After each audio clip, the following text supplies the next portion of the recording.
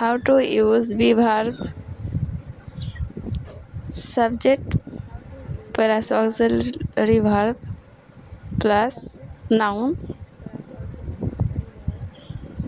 এখানে দেখো সাবজেক্ট হয়েছে they, are, we are, auxiliary verb আর বি ভার্ব। চলো দেখি। For example, we are best friends, আমরা হই বেস্ট ফ্রেন্ড, ভালো বন্ধু। তো এখানে এস হয়েছে কারণ plural noun.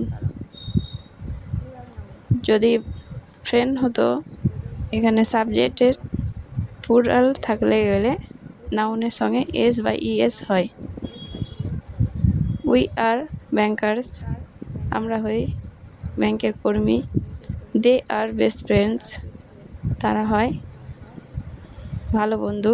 We are English teachers, আমরা হই ভালো ইংলিশ টিচার বা ইংলিশ টিচার এখানে বলেছে, সরি। দে আর ডক্টরস, তারা হয় doctors.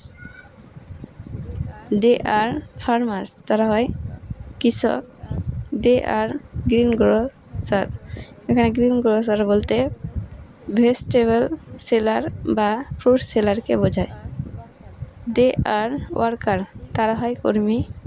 We are good friends, আমরা হই ভালো বন্ধু। We are fish mongers, fish mongers means fish বিক্রেতা, মাছ বিক্রেতাকে বোঝায়। মানে ফিশ, এখানেও দেখো এসও বসেছে নাউনের সঙ্গে। সাবজেক্ট প্লুরাল থাকলে নাউনের সঙ্গে এস বা ইএস যুক্ত হয়। উই আর ইঞ্জিনিয়ার্স, আমরা হই engineers. We are good teacher, আমরা হই ভালো শিক্ষক। ভিডিওটি যদি ভালো লাগে তো লাইক, কমেন্ট, শেয়ার এবং সাবস্ক্রাইব করবেন চ্যানেলটিকে। দেখা হচ্ছে নেক্সট ভিডিওতে। Thank you for watching.